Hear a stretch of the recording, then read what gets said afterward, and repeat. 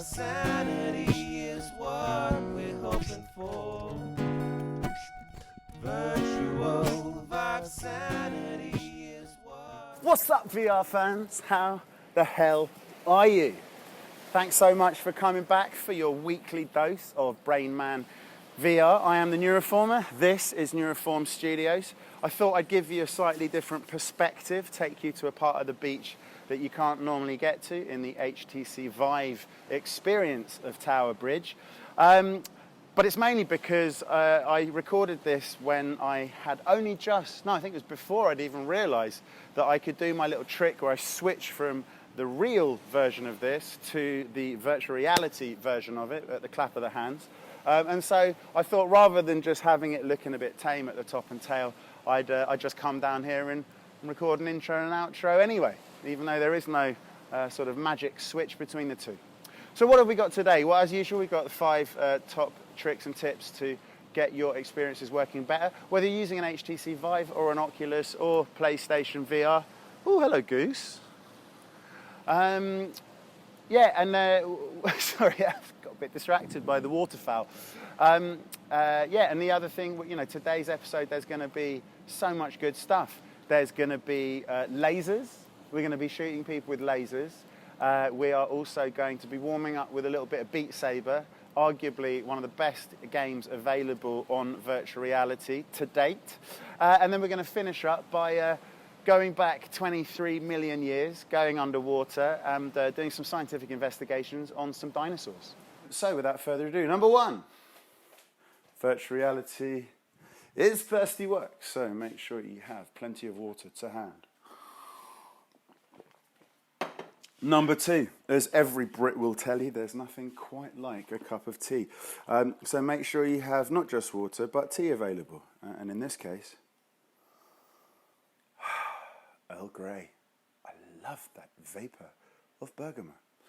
Right, so now we got number 3, efficient release of heat from the body. If you sweat a lot from the forehead and your eyebrows aren't thick enough to absorb it all, mine do a pretty good job, then it will end up going into the sponge that helps the head-mounted display, the mask, to fit comfortably on your face. And if you get if you get juice in that little spongy bit, then of course your body heat will turn it into steam there too, and the sweat will fog up your lenses. So that's what point 3 is all about. You don't want to fog up your lenses. So by increasing the cool airflow and increasing your surface area of your skin that can just radiate heat away, unlike this under here has to radiate away the water vapor through my clothing. So you know you want to avoid sweating here. And it's easier said than done, but that's what point 3 is all about. Point number 4, I have reclaimed my alpha brain from the stone carving kit. Don't ask, it's a long story. And here it is. Don't forget your brain. Point number 4. So the brain is a multi-sensory organ. It has various senses. You may have heard of 5 of them. There are several others, with which it senses what's going on in the outside world, but also what's going on inside your body. For example, where your body is in space. With my eyes closed, I can feel that my arm is outstretched and that my leg is outstretched, right? I don't have to see it. I can feel it. That's one of the senses. It's called proprioception. Basically, there are sensors inside your muscles that tell your brain how much clenching you're doing in all your different muscles, so that gives you a sense of where your limbs are in space. If you're just relying on the visual bit, you're just sitting there at your desk. Oh, I'm in VR world, this is amazing. And yeah, 90 frames per second will send the right messages to the back of the brain quick enough to trick the brain into thinking you're actually there, because there's an expectation as you move to the head to the right that the parts of the world you're going to be able to see is going to change. If you move your eyes, the same thing. Your brain has an expectation, which it sends to the visual cortex, and then if your eyes get matching information to the expectation, it feels seamless. It feels like a real experience of that place. I mean, sometimes the graphics can be a little bit grainy, you know, but your sense of being there with those grainy graphics is profound and deep. So move around in space. That is really the point of point 4. Your brain is multisensory, and you should use all the senses to trick it into thinking you're in that VR world. And I have the headphones in right now, even though I'm not plugged into anything, to remind me about number 3. This is the auditory cortex on the upper part of the temporal lobe, which is just the bit at the bottom, left side of the brain. Over here on the right side of the brain, there's another one, and it's again, this entire top part is essentially dedicated to processing sound and turning it into the music, the sound of voices or whatever that you actually experience in your life. So this bit does sound, this bit does vision, and it's the synchrony between them, the fact that they're matched really well, so that if you turn your head, someone's talking over here and you turn around to just check behind you, not only will the image change that's presented to you on the screen at the back of the mask, but also which direction the sound comes from is going to change. And I know I bang on about this every time, but maybe eventually you'll get it. Like if you're pointing your head at someone, you can hear their voice, right and left ear exactly the same. As you start turning, there's very little sound coming through the right ear, only through the left. And then as you complete your turn to look behind you, then it will come in through both ears evenly, but it will be deflected by the flaps of your ears. And so what you would expect to get in this auditory part of the brain, its expectation is it will be equal in both ears, but it will be attenuated by the fact that it came from behind you. That's why we have ears, right? So you can do spatial location of sound. I haven't paid $100 bills for so long. Oh my God, I've only ever got a C? Huh, yeah. Wow, this is like one of my favorites right from the beginning.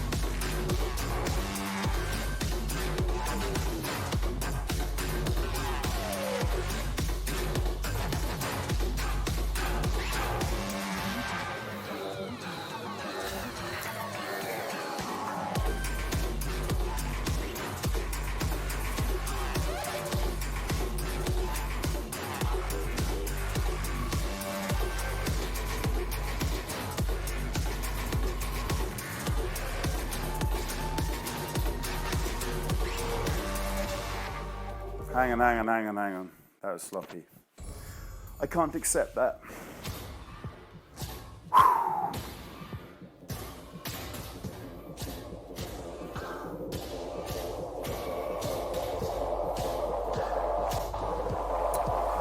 It's really disheartening when you know that you strike it properly and yet it doesn't register.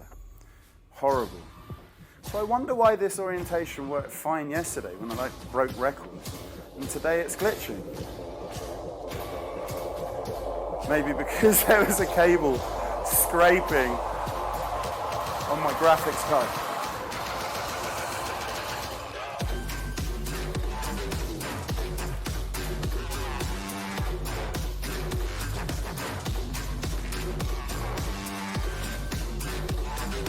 Got to take it seriously. Expert. That means people do this professionally. This is their actual job. That would probably drive me mad. I'd much rather have it as a hobby. But I'll play the expert as an amateur. I think this should be in the Olympics. This has so much potential, this as a sport. The perfect synthesis of art and sport. Ba-ba-ba-da-ba-ba.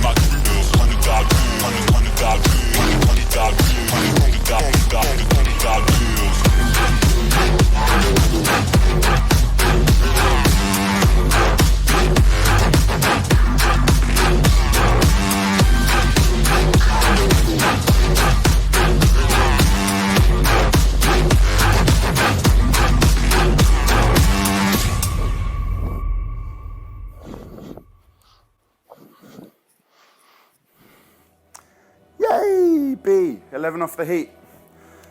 I rarely play 2 in a row, but this is a great warm-up for the party later. What?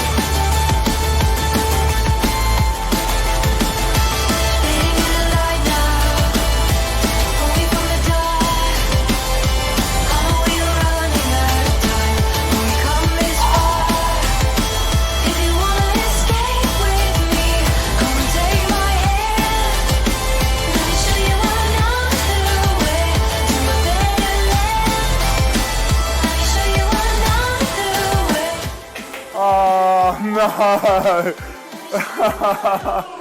Oh, can you believe it? That was like by far the best I've ever done. Flair and everything, and I get a score of fail.